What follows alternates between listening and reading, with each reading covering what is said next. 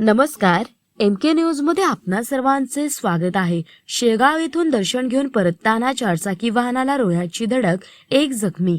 अपघातात अहिल्यानगर मनपाचे शेखर देशपांडे जखमी. आमदार संजय रायमुलकर धावले मदतीला. संत गजानन महाराजांचे दर्शन घेऊन परत येत असताना इर्टिगा कारचा अपघात झाल्याची प्राथमिक माहिती मिळाली.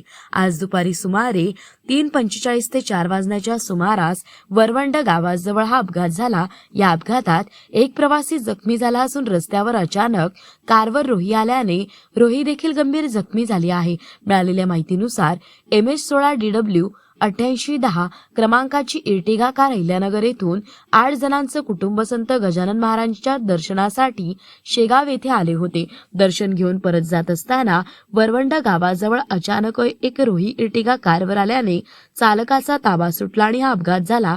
रोही देखील जखमी झाली. या अपघातात कारमधील प्रवासी शेखर देशपांडे अहिल्यानगर हे जखमी झाले. त्यांना ग्रामीण रुग्णालयाच्या अँब्युलन्सद्वारे तात्काळ जाणेफळ येथील श्री गजानन रुग्णालय येथे उपचारासाठी दाखल करण्यात आले असून त्यांची प्रकृती स्थिर असल्याची माहिती आहे.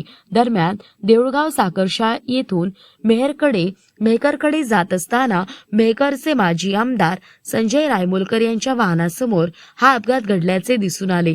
त्यांनी तात्काळ पोलिसांना माहिती देत जखमींना मदत केली. तसेच वनविभागाशी संपर्क साधला.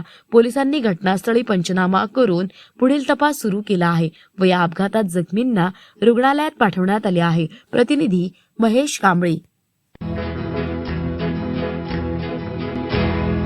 मौज मजा मस्ती मध्ये रमते मन, निसर्गात नंदनवन साई बन.